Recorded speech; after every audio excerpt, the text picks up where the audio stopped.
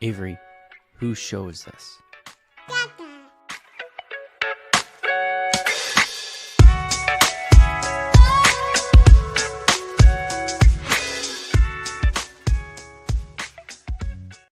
And we're live. Welcome everybody here to the Lakers Lounge podcast. I'm Anthony Irwin, joined on this pretty gloomy actually day. It is a Tuesday evening by Harrison Fagan, who I asked him to commit to a bit today. I asked him, "Hey, we're going to be doing ledge watch today. Can you put yourself close to a ledge just to see how close we are to taking that fateful step?" I didn't realize, however, how committed he would be to the bit of how banged up the Lakers are, as he has a Harry Potter scar on his forehead. How you doing, bud? You know, I've been better, but yeah, I mean, as those of you watching the Lakers Lounge on YouTube can see, I'm coming to you live from the ledge that Kratos threw himself off of at the beginning of the first God of War game. So that's where I'm at as far as the Lakers. Today I'm just I'm keeping an eye on things. I'm scouting the area. Like I'm not making any decisions yet, but I'm looking around. I'm looking at the ledge. Well, It's like we'll actually get into like where we actually stand in proximation to the ledge later in the show. I forgot about Kratos jumping off the ledge in the first God of War. Now this isn't like the new like trio of games, right? This is like the first game begins with him throwing himself off a cliff. That is the opening scene. Yeah, because those games were hardcore. I mean, like, and then they do like the record scratch. They're like, different. You're probably wondering how I ended up in this situation. I loved those old God of War games. Like they were very like button mashy and all that stuff. The angriest I've ever gotten at a video game was the original God of War on PS2 during this when you have to climb out of Hades. And there's like they zoom way out. Yeah, you zoom way out, and there's like the meat like fan cleaver things that are like spinning around, and I just kept getting knocked off, and I was very upset. And that was at a time when you didn't control your temper quite as well as I almost broke my brother's PlayStation 2. But anyway, it's like, distracted boyfriend meme. It's like, hope for the Lakers, like that's behind me. And then it's like Kratos in the ledge, that's in front of me. I'm like, ooh, like looking. Yeah. I also love, for those of you, again, who are tuned in live. And by the way, for those of you who are tuned in live, please hit that subscribe button. Please hit that like button. If you guys are tuned in on Twitter, head on over to youtube.com/@Lakers Lounge to find the show there. But obviously you aren't actually standing on Kratos's ledge, and there is still a sun that is setting behind you, and it is coming through the gap between your head and your headphones, and it appears as if you are in the actual afterlife, which is just I think kind of perfect. I think it's last night's game killed me. So I'm reporting here live from heaven. Harrison Fagan. Hey, congrats on getting to heaven, though. Hey, I always knew I was a good person, so I had faith. You do, however, have that scratch on your head, and you promised. I know that we're going to get into like. I'm taking my time. Okay, all right. I'll give you. Fine, because I know it's distracting, and I know it's like the first Zoom meeting. I know, like, was it Sasha? No, that would be normal. The first Zoom meeting I jumped on today was when I realized that this was this visible. Those of you again watching on YouTube, you could see I got like quite the scratch and bump on my forehead. And I'm here to tell you, it was Mia. I did deserve it. No, I'm just kidding. Last night in an injury update that this could be on a Lakers injury report at some point, like in one of these last couple seasons. This sounds like something that would happen to a Laker. So I didn't know exactly what happened because I only woke up halfway through it. But evidently, I got the second half of the story from Mia, and when she came to bed last night, I was already asleep because I'm like old and washed and had to be up early this morning. Evidently, it startled me enough that I sort of moved and bashed my head into the the nightstand right next to my bed. Yeah. Yeah. And so I woke up halfway through this process with a hurting head near my nightstand. Yeah. You Bleeding? know, and I don't think it bled that. If it did bleed, it wasn't very much. But Okay. yeah, evidently, just those of you with nightstands near your bed, evidently a danger. I was not aware of this. I may be like putting some like rubber padding down on the side of mine, just in case this happens again. True. With well, like, all right. And I know that this sounds made up. This is very real. This is what Why happened. is your nightstand that close to your bed? There's supposed to be a What do you gap. mean? I mean, there was a little bit of a gap. That's my head closed the gap as it was headbutting. Unlike the Lakers this year, defensively, it took up space. Strong closeout. I was like, I remember because I was like, oh my god, am I going to be concussed again? And then I just went back to sleep. I was like, whatever. If I brain bleed out, I'm not dealing with this anymore. It's too late. I'm tired.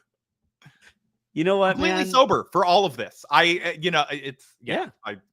sort of a violent sleeper. That's kind of crazy that, like, again, I'm still, I guess I have more of a gap. We have a pretty big bedroom set, and I guess like Mr. bedrooms Big out here Bedroom are going to bag. be a lot Yeah. bigger than bedrooms back home. So I think that plays a role here, but I would have to like lunge off of my bed to hit my nightstand with my face. No, mine's like 2 or 3 inches away. Yeah, that's you gotta increase that gap, man. You gotta increase the space in your life.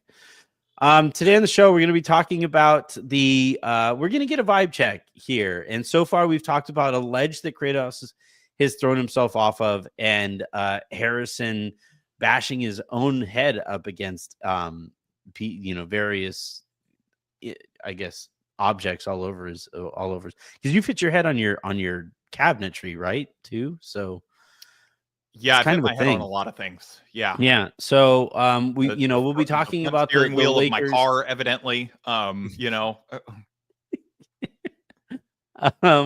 gonna get a vibe check. We got to talk about the latest on Jarred Vanderbilt. Actually, might give the Lakers some props here on some actual transparency from or on this beat, as they actually gave out real information on Jarred Vanderbilt's health and when he is expected to return. And then we will at the end of the show. Oh, we also got the latest edition of Can't Judge This Team Until So and So is Back. So we'll talk about that as well. And then at the end of it, depending on how all of those topics go, we will get a vibe check on where things stand a quarter of the way into the season. Let's start though with like just 1,000 actual, and in your case here, 1,000. Yeah, foot up. Anthony, I'm here. It's windy. It's a long way down back there behind me. Like vibe check. How are you feeling about how this season has gone? Not great. Like I do think there are some positives to be taken out of it, to be sure. Like, I think Redick has shown that he is a coach who can like sort of get the most out of this flawed roster. But I think that what we've learned is that this roster is extremely, extremely flawed. And, I don't know if it's more so than last year because the emergence of Dalton has sort of changed that. Like that's given the Lakers a little bit of a dynamic that they didn't have last year at times, even though he, was obviously like has not been the greatest the last 2 games, but overall has been pretty good. Better than I think you can expect a rookie to be under normal circumstances. Like they're positives, but I mean, the negatives are far more blaring and like red alarm right now. It's like everybody has sort of been in a holding pattern of like nobody wants to be the first person to say LeBron looks washed because like they've seen how that goes for a lot of people. And like, to LeBron's credit, he has made a lot of people with that take look really, really stupid, like especially Anthony, but also there was that Urkel guy, like the fuckery won't go on much longer. That was like, it's been like 10 years since that tweet and LeBron's still like making all NBA teams and leading Team USA to gold and all of that stuff. It's like, he's still clearly good at basketball, but it's like, are we starting to get towards his Wizards Jordan era where it's like, yeah, like he's still effective for an NBA player, but he's not like effective for LeBron James, you know? Yeah. Yeah. And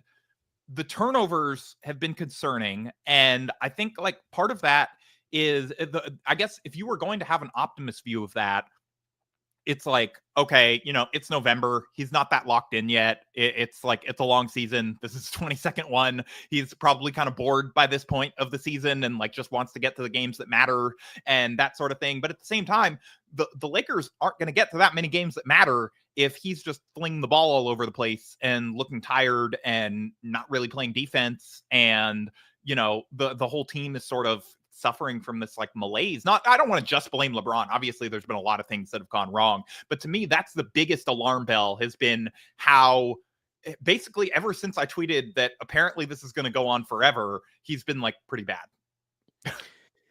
Yeah, you did like the reverse of what I did, right? Where I said, "Man, LeBron looks a little washed," and you said, "He's never gonna be washed." Yeah, I think it was the Kings game. It was the Kings game, and he was just like unbelievable. And I was like, "Oh my god, this guy's just he's gonna be a fourth quarter hero till he's 50." You know? Yeah. And Yeah, they've tried to go back to like the fourth quarter hero stuff now a couple of times, and it's really apparent that he just isn't getting by guys. You know, like he's even not even on those trying. He's occasions. just heaving it.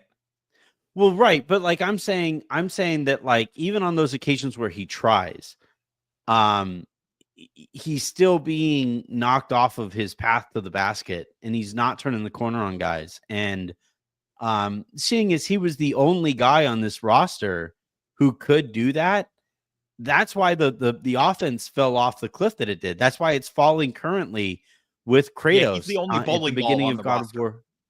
Yeah. What's that? he's the only bowling ball on the roster, I guess you could Yeah, say. like, I mean, AD to a certain degree, but he's not going to do it off the dribble that much, you know? no, like they don't have, bowling ball is one way to refer to it. I referred to it the other day as like knife type of players, right? The guys that like cut into defenses with their dribble penetration. They have a lot of guys who like, like I got some flack for saying that Austin doesn't play with force, right? And that doesn't mean that he isn't trying out there. It means Yeah. that like he's not the kind of guy imposing.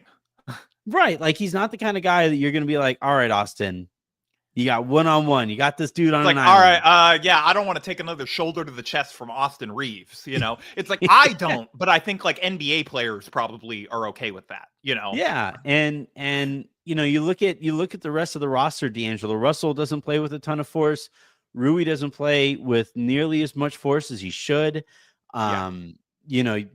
Cam Reddish To be isn't fair a to Rui, I forceful don't know that player. he's been set up to do that often this year. I mean, we've seen him play a little more forcefully in the past. He, like, a lot of times is just sort of spacing out to the corners right now. Yeah. Earlier in the year, he was doing a lot more cutting and he was a lot more involved in that kind of stuff Yeah, for whatever it's a reason. little, the vibe from him is a little weird lately. Like, you definitely, I don't want to psychoanalyze too much based on like body language or just watching, but like, it looks a little bit like a guy who's like, like this offense isn't really going to feature me. Yeah. Which, like, you're Rui Hachimura. Like, oh, shucks. Like, could you imagine me going on like Bill Simmons' podcast and being like, hey, man, you're not letting me talk enough, or like Levitard or something like that? How come I never get to talk? Like it's just you're Rui Hachimura. You want a bigger role than, all right, fine. The Lakers can acquire somebody who is better than you at your position, and you can go to the bench and you can get ISO after ISO after ISO until you're, to your heart's content. And yeah, it's just like, the vibe, it's concerning to me. And I said this a couple days ago in a lowdown. It's concerning to me how easily this team slips into don't have it tonight. Also, does it? I'm also wondering, like, it's obviously a breath of fresh air to see how concerned JJ Redick is about every little thing. And I do think that, like, he probably amps that up about 10 to 20% because he knows, like, how to communicate himself and the message. But I do think that he's deeply, deeply competitive and cares a lot. And, it's like, on one hand, that's cool that the coach does, but on the other hand, is it concerning that he appears to care more than anyone else, like by a lot? Yeah. I mean, you know, remember last year, the other end of the spectrum was Darvin saying we can't live and die with every Yeah, win and loss. Darvin was like the most chill guy on a team of chill guys, you know? Yeah. And I do think, but like that's kind of like to your point, that's kind of the problem, right? That you have JJ kind of like, hey guys, come on, uh those guys are just kind of like, yeah, it's November. No man, it's December now. No, we're barely into December. Like it's just it's in and I made this point the other day though that like this core has found it really easy to just quit on coaches and quit on situations. And yeah, I thought it was a great point that you made with Raj. Yeah, and like what you like fast forward to here where last night, or even if you go a couple nights before that, the Utah game, The that Utah was game was a moral loss. It's good that they won, but that was a moral defeat, You had Anthony Davis, you had LeBron James, and it required Will Hardy like tanking openly to win that game. I don't think he actually tanked intentionally. I think that was a mistake, but I'm gonna keep on saying it. I know. I mean, I don't know what else it would that look man's like. Post-game press conferences. I don't think that he is, like, speaking of coaches who care a lot, I don't think that he is a guy that's like. Man, I meant to watch that post game presser to see if anybody would ask him about that timeout, and they're like, Will, it seemed like Colin was going to the basket and everyone was aware of that but you. Any thoughts on that? Oh my God. That would have been incredible if Colin Sexton, after being called out the way that the Jazz were, was like, I clearly had a step on Rui. It was Rui. Like, the only problem is the only person that didn't know that I had a step on Rui had the power to call a timeout. That would have been incredible. And Colin Sexton would be a Laker.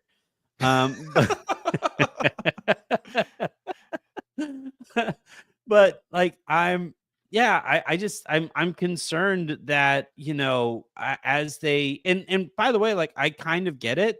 If this team is kind of like, look, the front office doesn't appear to care, why should we? And oh shucks, like if you're Rui, oh shucks, I'm not playing the role in this offense that I want to be. Or if you're D'Angelo Russell, oh shucks, I'm playing off of the bench, or I'm coming off of the bench, or if you're everybody and you're watching LeBron heave shots up at the rim, it's like, oh shucks, man, he's not going to get out of the slump. We have to run back in transition again because of a long miss, right? So like I kind of understand, airball it out of bounds so that we can get back. Like, yeah, can you just like LeBron? Could you just wait like 5 more seconds before you shoot hit that the one? Top of the backboard or something? Yeah, like just give us time to get back if you're going to. Tell you what, LeBron, shoot it really, really high. You're gonna have the same chance of going in. Just go ahead, hit the scoreboard, like to see what happens. Yeah. But yeah, I'm concerned though that like the 80 point like coming off of that game that was pretty ugly against Utah, and then you go in and I know that they got in late to Minnesota, and there are always these things to factor in, but to completely no-show the way that they did, and this isn't the first time that they've completely no-showed. And it's reaching a point here where JJ is saying, like, maybe it isn't an aberration. Maybe this is just who this core is. Like, I think that right there is pretty exemplary of like where I kind of stand on this team too. That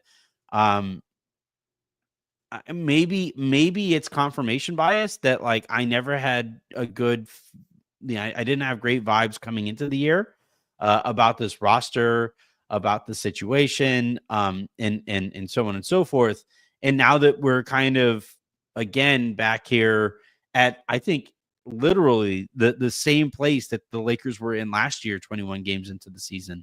Well, that's not true. Last year they were almost in-season tournament champions at this point, and this year they don't even have that. Maybe that's why. Like I said this in Slack. I was joking that like, do you think that they got made fun of so much for the in-season tournament thing that they didn't want to make it just to show how much they care about the rest of the season? You No, know, I think it like playing for that 500K was clearly something that this group like really seemed to revel in.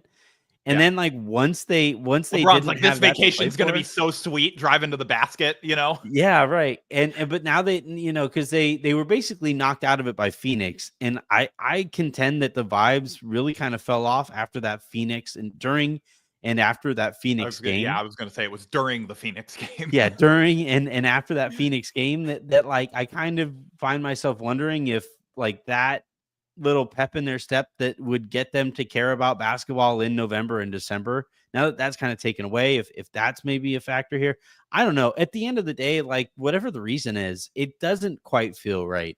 And I think fans are kind of recognizing that too. And then, you tack onto that this whole Jarred Vanderbilt situation. And I think it's a whole bunch of people who are kind of just kind of looking around and like, hey, when exactly are you guys going to turn it on? Like, is that like when might that take place? So, what did you think? I just saw the can't judge this team until Jesus returns. I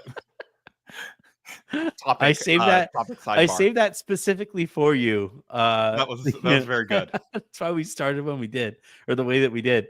But yeah, the like this Vanderbilt news, I'll get like from the top, and you tweeted about this. I retweeted it.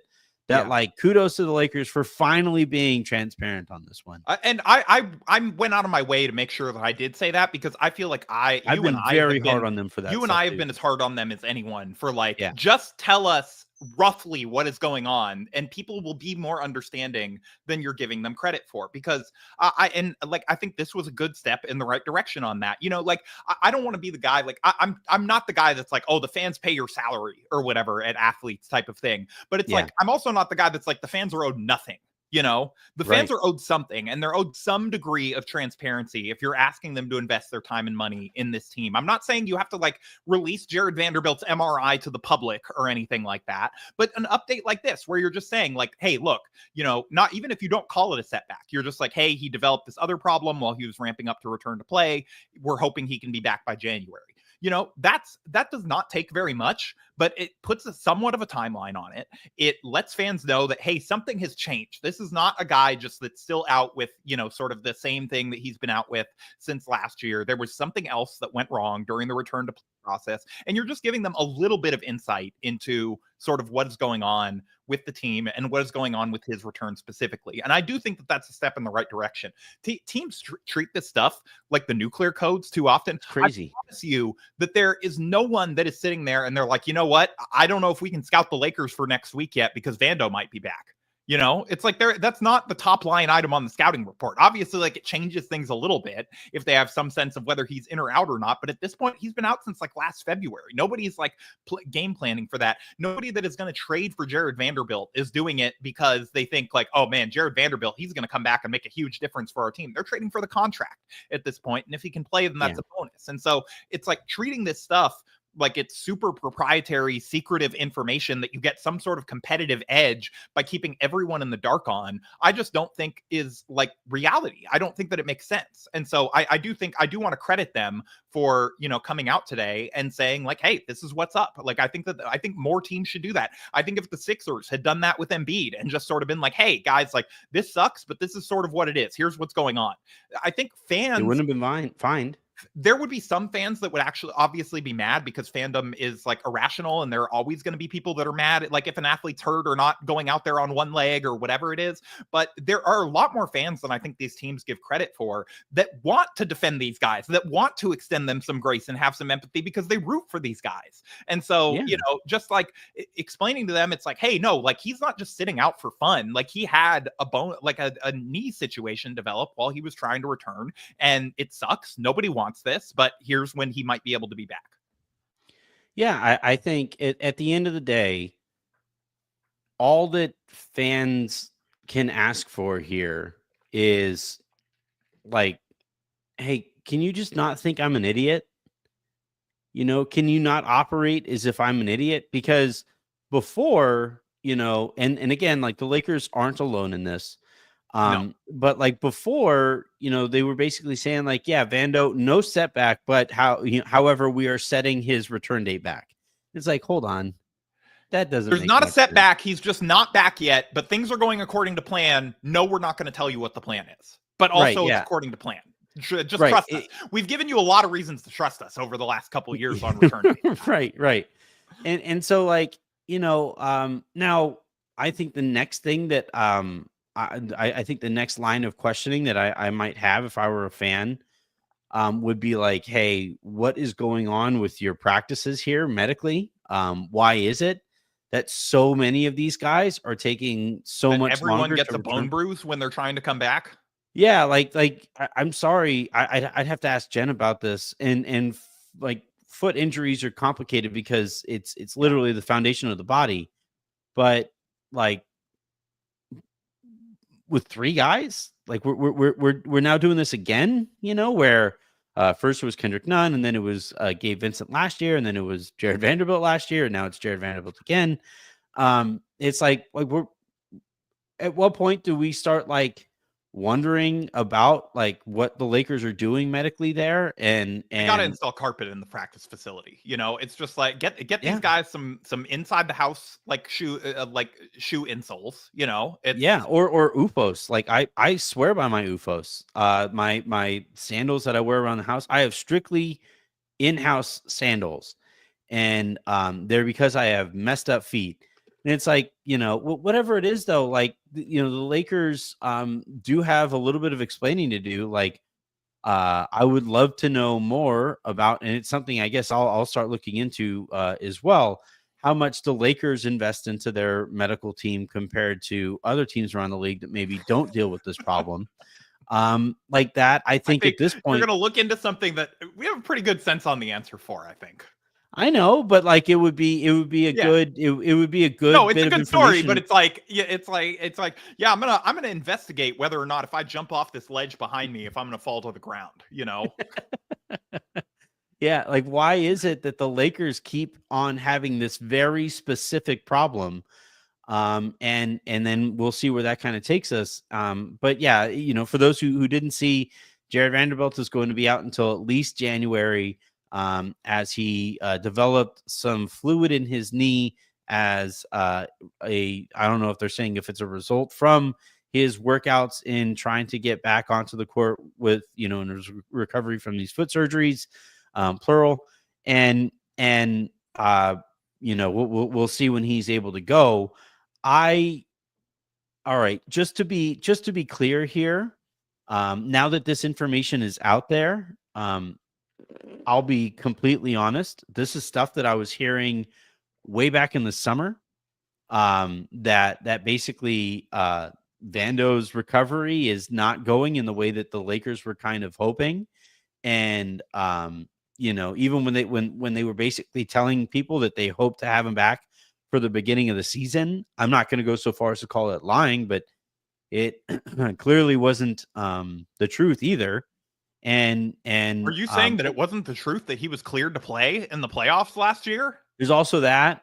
But like I guess that's where the phrasing on we're hoping to have him back before, I like, you aren't I lying think if more you're teams saying should you just be hope to like, have him hey, back. look, just say when you're hoping to have the person back. And then you can, if they're not back by then, you can give another update saying, like, hey, we were hoping for this. Here's what happened. Again, this stuff doesn't have to be a state secret. And it's like, if you're going to inundate me with, like ads for Parlay Emperor every single, ad break, it's like, I'm not going to say, oh, you got to sit here and cry for the sports gamblers or whatever. But it's like, if you're asking people again to like invest money in your merch, invest money in your tickets, invest money in like Yeah. betting on these games, and Time. you want a cut of that, like you need to have some level of transparency with them. And again, it's like if he's not back in January and they want to come out with an update that's just like, hey, we were hoping to have him back in January, but he had, this thing happen and it's like it was sorer than we thought, and now he has to get surgery, or now he has to, have this done, or he needs additional procedures, to drain the fluid in the knee or whatever. Again, I'm not a doctor. I don't know what they're going to do here, but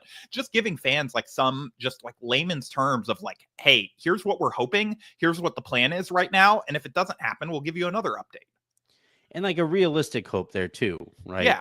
And that's where like the Well, we semantics know kind they're of not give going to them. set the guys up for failure. They're not going to be like, oh man, we hope Vando's back next week, and then it's like, oh yeah, he's not back. Yeah. You know. Well, I mean, but that's kind of what they've done.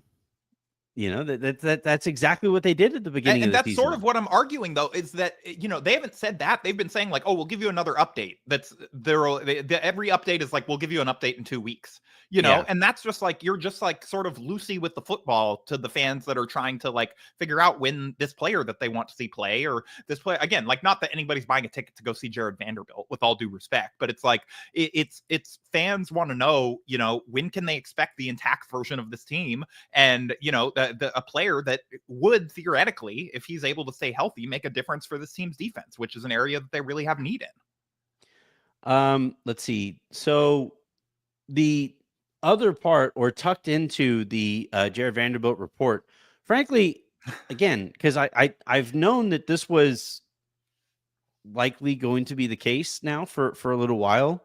So why didn't you tell I've us? To be completely honest, because I was nervous too because of how it went last year with Gabe. um, but no, like I mean, Unethical like I've journalist hiding to information from the fans. to You're those who you're like worse. have been paying You're worse than the attention. medical staff. Like I remember tweeting out last year or coming into the year, like it was part of the conversation as to like whether this team is better or worse than last year's roster. And people were like, well, healthy Vando is going to be, the difference between this year's roster and last year's roster. And I said on the I said then in that tweet conversation, and I said here on the show, like, I don't know if we can necessarily just write that in permanent ink Yeah. that he is Even definitely now, you going to can't be. write it in permanent ink that he's going to be back in January. How many Oh times no, have they God said no. we're Because now he's he's going to ramping have a up for whole. return to whenever? Yeah, if he returns January 1st, he'll have missed 11 months of basketball. Yeah. 11. And that's if he is ready to go on January 1st. There's going to be a ramp up period. There's going to be like, even if like best case scenario, I think it won't be until like a week or two into January that we start to see act like Jarred Vanderbilt again. And again, that's a big if. But like to me, the news from the biggest news I think made today was tucked away into that report about Jarred Vanderbilt, where this is as Shams and McMenamin wrote it for ESPN, quote, beyond bolstering the defense by being called on to guard opponents' top perimeter players, Vanderbilt's absence has prevented new coach JJ Redick from figuring out his ideal rotation. His absence has also prevented the Lakers front office from fully evaluating the needs of its roster as trade season approaches. It's like, look, that's true to a certain extent, but it's also missing a little bit. Like, that's not a reasonable expectation at this point, that you're going to get to watch like, oh man, once January comes, then we can take these, 10 games and make a decision on where this team is at going into the trade deadline. 15 games, make a decision on where this team is at going into the trade deadline. The thing with like, because remember, Rob told us going into the season that he was hoping to get 30 games of data to make, to evaluate the roster and to use that sample size to be able to figure out what this team needs, right? That comes on the heels of the 88 games that this team played together last year, because they didn't do anything at the trade deadline and they didn't do anything at the summer over the summer either. So this is the same team, 30 games in. I guess technically, like, they have 9 games, I guess, between now and like, is this team going to be just demonstrably different now, there or 9 games from now than it is right now? Or is it any different now than it was at this time last year, other than the head coach? Like, at some point, man, like the same excuse. There's a reason people react the way to can't judge this team until so-and-so is back. The bit online, like everybody I is do kind of want fed to up with the apologize. excuse. I want to apologize to Lakers fans for another one of my bits like becoming reality. It's oh man, it sure would be funny if somebody gave me $1 million tomorrow. I'm gonna start like tweeting that, and Can't judge this team till Rob gives me $1 million. Who are all the can't judge this team until so-and-so's? Is Trevor Ariza? Yeah, Trevor Ariza. I mean, there's been a lot over the last like several years. Kendrick Vando, Nunn. obviously, Gabe Vincent. Kendrick Nunn was one of them. Who else would like? I mean, obviously LeBron and AD when they miss time. Yeah. Well, that at least like. Yeah, that I mean that's actually true. That's fair. Like you really can't judge the team without LeBron and AD. Yeah, I'm trying to think of like other, because I remember that year, that Trevor Ariza year, they had a few of them, right? Like it was mostly just him and Nunn, if I remember correctly. But I feel like there were some that like rotated in and out of it too, right? And then like last year or at the beginning of this year, can't really evaluate the team until Christian Wood is healthy. I feel like Christian Wood has been one of them. Christian Wood has been one of the guys. Yeah, they've mentioned Christian Wood. Like, I'm sure someone has mentioned Jackson Hayes at some point. I feel like we can safely judge the team without Jackson Hayes, but I think with and without. Like we've seen what that looks like. I would prefer it to be without forever, but we can't all get what we want. Yeah. But yeah, like I'm trying to think of like, it's like the judge of this team thing is like, Rob, technically, again, we don't know who leaked this or whatever, but like the front office, they're right that you can't fully judge this version of the team unless they're playing. But also, this is a 2K. You don't. No one gets to judge their fully intact team. For the entire year. Like it's just like that doesn't happen. So that's not a reasonable expectation for you to be like, well, we have some hopes about this team, but we don't really know if we can invest in LeBron and AD until we see if Jarred Vanderbilt's healthy or not. It's like, okay, at that point, you've decided not to invest in them, and then you're hoping that they prove you otherwise and they make it worth your time. But you've already made your decision if you're waiting on Jarred Vanderbilt to judge this team. You've judged this team to some degree. Well, like, right, like the fact that you're waiting for, remember back then it was like, and this was the starting point of the bid. You're like, the team's bad, but Jarred Vanderbilt might fix it. Right. Remember, then it was like a 36-year-old or 37-year-old Trevor Ariza who was going to turn everything around. Yeah. And it's like that right there is saying a lot about that's the wing defender we need. And then he retires immediately after the season. he may have well retired during that season. And then like, but yeah, this is the thing. The Lakers are the only team that consistently leaks this stuff out, right? Like, you think David Griffin would like to better judge his team right now? Their entire freaking rotation is not healthy. They're all hurt. They showed the sideline at one point. It was like Zion. It was McCollum. It was the Alvarado. It was their other wing that they like. It was their whole starting five that was sitting over there on the sideline. How do you they had Elfrid Payton drop like 20 last week and they cut him today. Well, because they could finally judge their team when they got healthy. But yeah, their leaks are like, we can't judge this team until the building's not on fire. And Daryl Morey would like, I think they've gotten like a grand total like the water at the practice facility, that before we judge this team.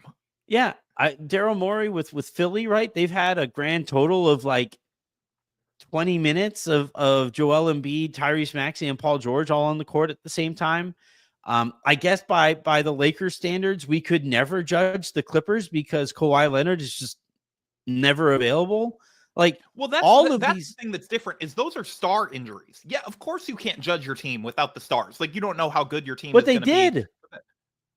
But they did. What I'm saying is, the Lakers, it's like, hey, if this guy making like less than $10 million a year comes back, then we can start to figure out if this team's good or not. It's like, no, that should not be who's determining if the team's good or not.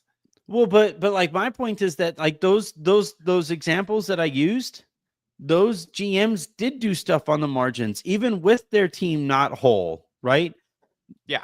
The Clippers went out like Kawhi Leonard has been healthy for like about as often as you and I have been over the last 3 years. And you and I are like famously not healthy. You currently have a gash on your forehead right now. Like all they did though was that's like a Pelicans injury update. Actually, it's like Zion smacked his head on the nightstand and he's day to day. They like won't say that he was going for a midnight snack. Yeah, like, he was reaching for the toilet Mountain Dew and he smacked his head on the counter.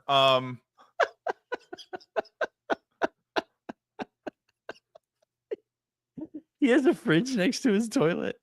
That was that is, some have said that he did. Wealth. Yeah.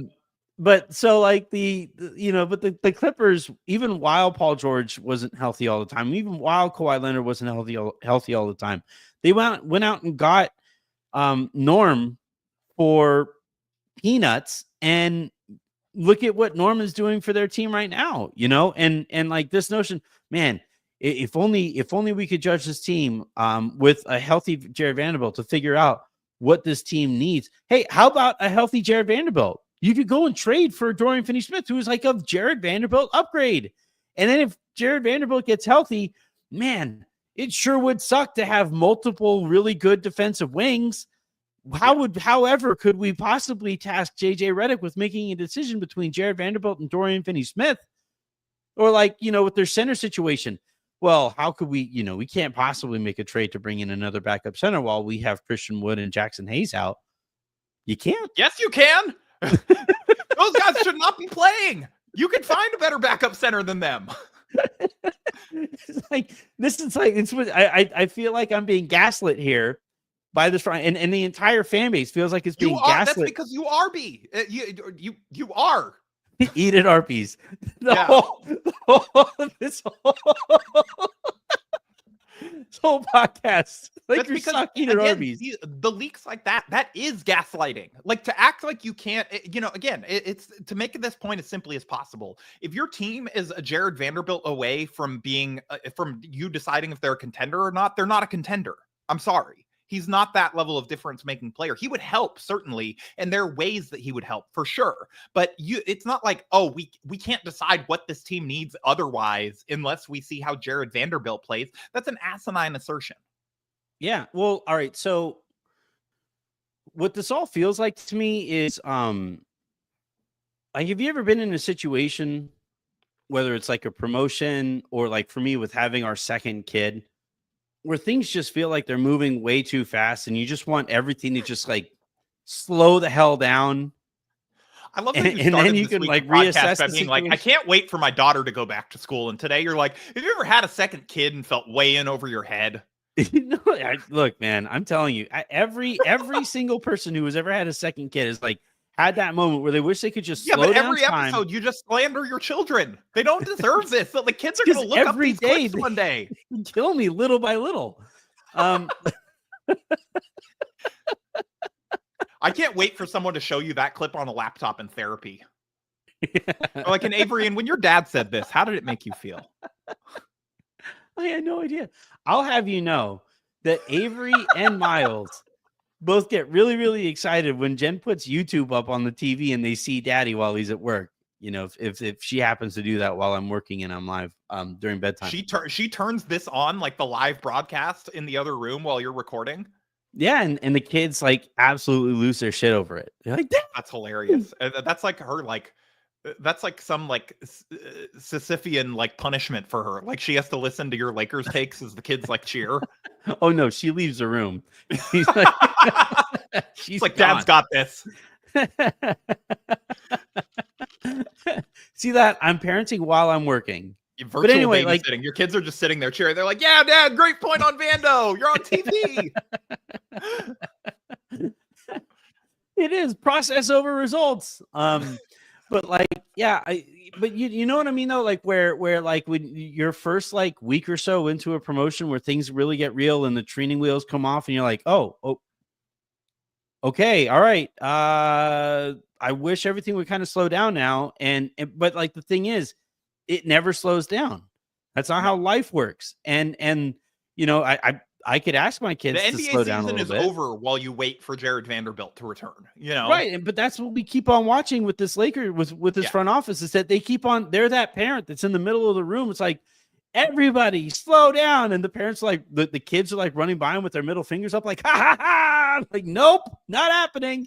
Or like they're the person that gets a promotion and they see their email like just absolutely blow up because they have all these new responsibilities and stuff. And they're like, can everybody slow down? And then their boss realizes, oh shit, that's right. This person wasn't ready for that promotion because they need everybody to slow down. Like this this front office is just they're sitting here waiting and hoping for something that, by the way, Rob should know doesn't exist. The scenario where an entire team is healthy enough to be able to evaluate them fully does not exist. He's been around the NBA for 20, 30 years now, dude. Like you should know that that's not how this works. Jeannie Buss has lived an entire life. He does know, but it's the job security stuff of like, if I can deflect, the blame here for another 20 days, then I can use a different excuse that day. Like, he knows. Come on, he's sure. Not I know, we make but jokes and stuff and whatever, but like he knows that that's asinine.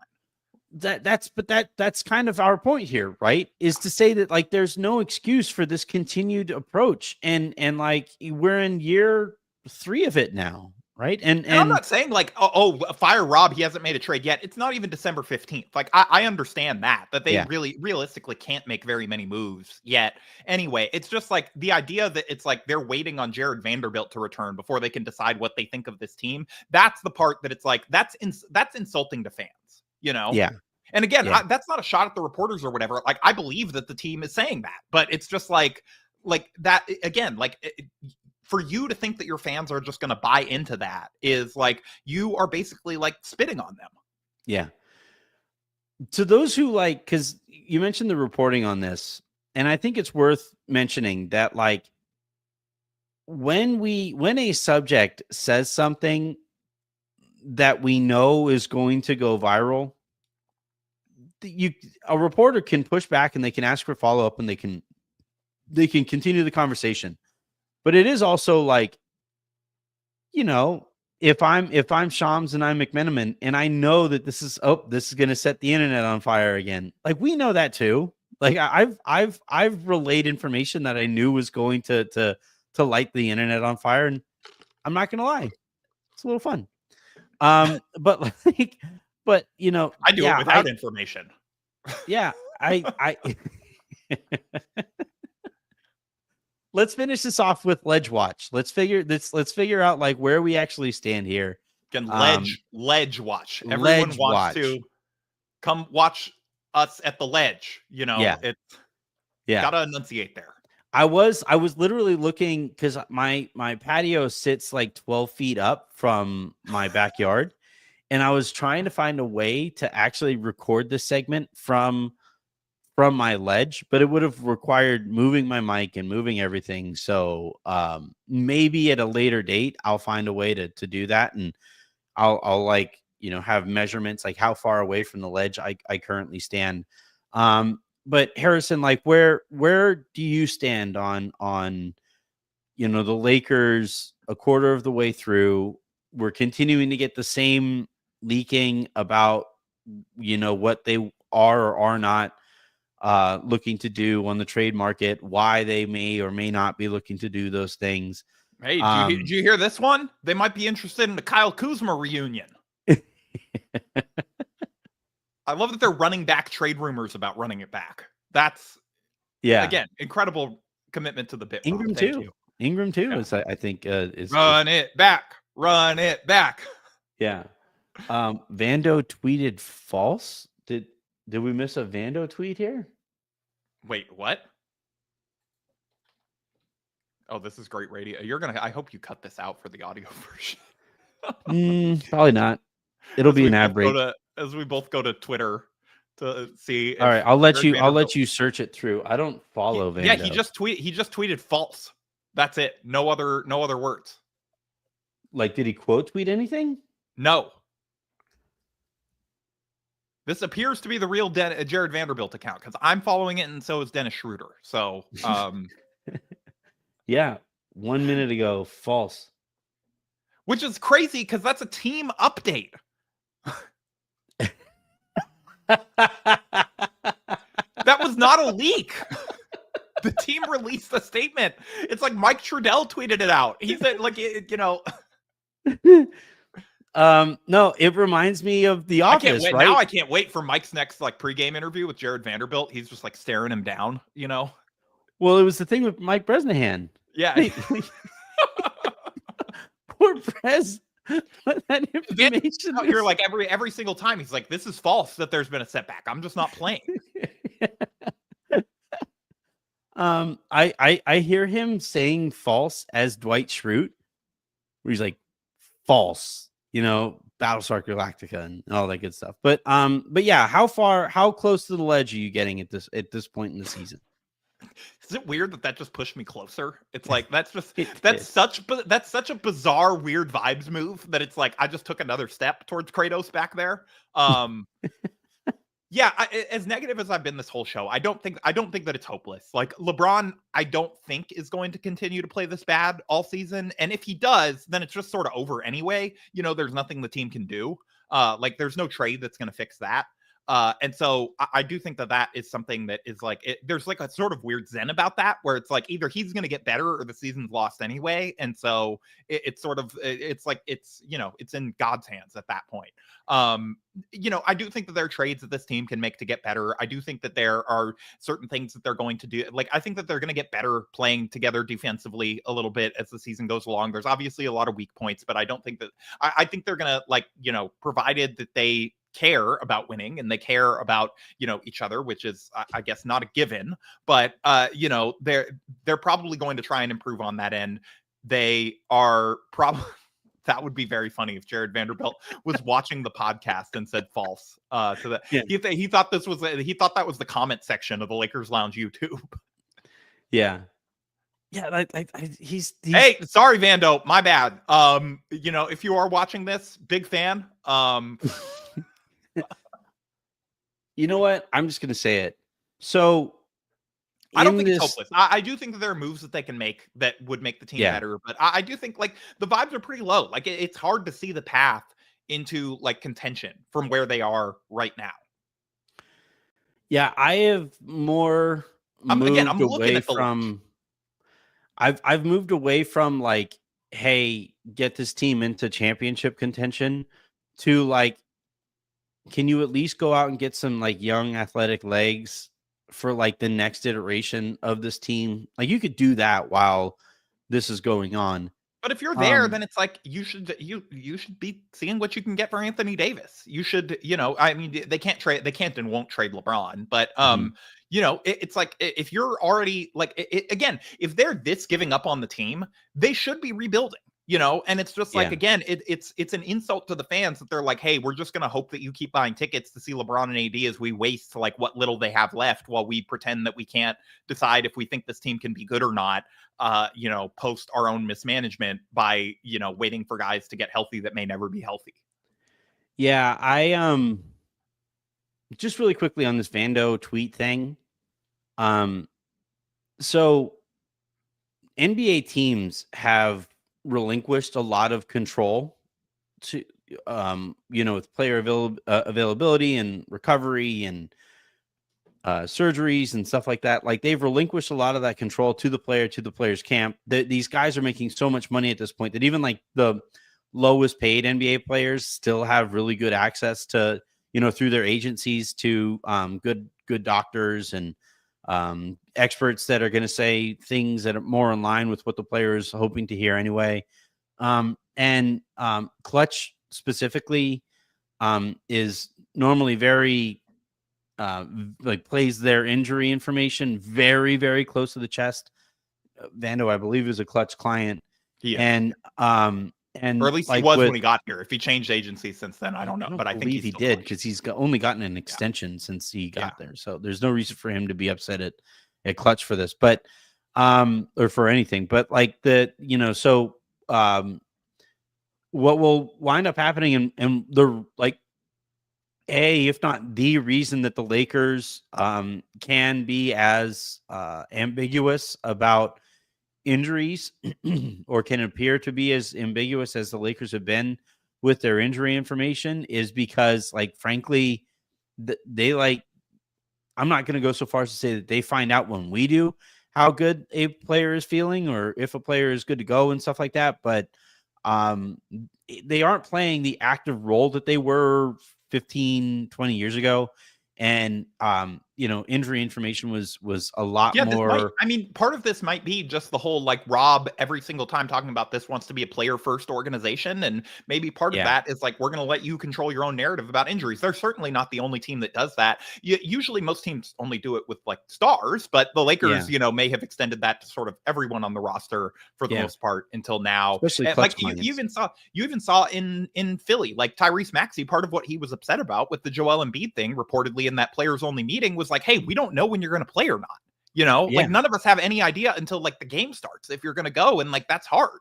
And yeah, so, it's like this is not just like fans that this is not fair to. It's like players not knowing what is going to go on. Not obviously not with the Vando thing. It's like nobody's sitting there and like, oh man, I don't know if I'm going to be able to play tonight or if Vando's ready to go or whatever. But there are, it's like, where do I fit into this rotation in a month? What's my role going to be? It's hard to yeah. say when you have no idea when guys are going to be back or in and out or how the coach views them. Well, and a lot of these players, rightfully, are very, very conscientious about the amount of money that they can make at their next contract. You don't want that injury label placed upon you. But you get the injury prone label if it's like every single update on you is we'll update about him in 2 weeks. Oh, for sure. Yeah. I guess he deleted the post, which I guess he tracks. realized that was a team release. Well, like the thing is, even before it was a team release, it was Shams and it was Dave, two people who were very, very well connected with Clutch. Like, Yeah. it was And the Lakers. clearly, yeah. Well, yeah. Well, but again, to to the point of what we're I get talking what you're about saying. here. Yeah. That like Clutch manages this information a lot more so than I think the Lakers do directly, and I think the Lakers medical teams started working a little bit more with Clutch in this case and release that information. And it's easy to call a report that you don't like false until everybody's like, no man, it's true. Until everybody's like sending you the like at Lakers reporter tweet of the team statement, Yeah, right. Rich Paul is like, we have released an update on Jarred Vanderbilt. Like you're calling your team a liar at that point. Yeah. Well, and he's like looking at Rich, and Rich is like, dude, I told them that specifically. Like I that was me. I told them because I know. Do you think maybe he doesn't know? Like they just broke the news of his diagnosis to him. Look, man, this whole like, what do you mean I have knee effusion? So. I feel fine. Yeah, his knee is like blowing up as twisted he's like the wrong what are you way. talking about? Yeah, it's merely a flesh wound. Yeah, but anyway, as far as like the ledge watch or whatever, I'm getting close, man. Like I know it's on brand. I know. I know. Out of context. As far as ledge watch, I'm getting close, man.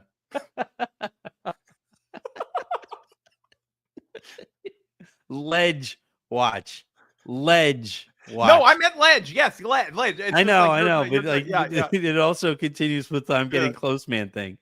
But as far as how close to the ledge that I am getting, I think I'm like my toes aren't off the edge, but I'm certainly, I'm at that proximity where somebody looking would be like, hey, what's that guy doing? The vibes are not good. And it's a group that has quit on a variety of situations here at this point. And like if I was to tell anybody that a 40-year-old NBA player might start to look a little, old, that wouldn't surprise anybody, and so, and this, I think Anthony Davis has been playing really good basketball so far this year, but we've seen what it looks like when Anthony Davis is asked to carry a franchise. I think the furthest they ever got was the Western Conference Finals. So, it's like it's pretty much this is what it's looked like for the most part. Yeah. So like I don't know if wins more than it loses, but they're not like a title contender. Yeah, I guess what I mean by like how close I'm getting to the ledge is that we're reaching the point here where like I think they only made the semifinals in New Orleans. Might be true. But like we're reaching the point here where I think if they don't make a move, like remember the Rui move was like earlier in the season. if they don't do something by like mid-January to address this roster, I'm willing to take championship off of the table, like completely off of the table. It does not matter what happens from that point forward. The Lakers are not winning a championship. I think there's still a path to it now because of how wide open and how much parity exists in this new CBA. But I am reaching that, like I am nearing that point here where enough stuff might happen where I'm like, yeah, this team is not winning a chance, like not. I mean, and then you also 0% chance. You look at the Celtics buzzsaw that's probably coming out of the East, and it's after like another well-rested playoff run, most likely, and it's just it's sort of hard to see the path. Or even like the Thunder if Chet gets healthy. Yeah. Or I mean, they look pretty good without Chet healthy. Right, but but like that was like with exactly the type of big that gives AD problems, where he's just like, he's physical, he's all over the glass, it's like that's the kind of guy that he doesn't want to defend for 48 minutes in a regular season game, Yeah. So I think it'll be these next, I think, few weeks, I think, are going to be really telling as far as like how real the Lakers are getting. Do I think they'll make a move in the next 3 weeks? No. But if we don't start to hear like a little bit more momentum that we have recognized to this point with those trade rumors, I'll be a little tweaked. I'll be a little concerned about, because at the end of the day, like this front office always seems to be looking for reasons to not do something, which in and of itself tells you that they've sort of judged the team. I know what they're leaking. 100%. And I think if we go through that cycle again, to be clear, I think they've been wrong several of the last years. Yeah. That in their judgment of this team could not win with a move. We've seen that this team could have been like with one or two more rotation players could have made a run. It's just like this year may finally be the time that they're right after they wasted like 2 or 3. Do you think they're like fist pumping? Like finally, thank God. Yeah. Rob Pelinka's like, haha, the fuckery is over. On that note, that is going to do it here for this episode of the Lakers Lounge podcast. Thank you, everybody, for tuning in for the way that you did here. Please, a reminder, hit that like button, hit that subscribe button. Let's keep those numbers going in the right direction. I don't know if they're going to be going up after this show where we just like doomered for, like an hour. You know what? I think sometimes fans like hearing it real. Like, hell, I criticized LeBron coming off of the last game. I'm still too much of a coward. I'm not tweeting the like LeBron. I'm not going to be the first one to tweet the like LeBron looks a little well done, I will say. I think he just needs a break. Like, I think if he got a break, then like I think we would see a different LeBron. But but like, me criticizing LeBron, somehow people like based on the comments were like, finally somebody says it. So I think fans like they're smart. They see what everybody sees too. Yeah, I'm just but hit that like button, hit that subscribe button. We will talk to you again tomorrow after the game with Raj. And until then, I'm Anthony Irwin. That was Harrison Fagan. This has been the Lakers Lounge. Have a great rest of your day. Make somebody else's. We will talk to you tomorrow. Here's Avery.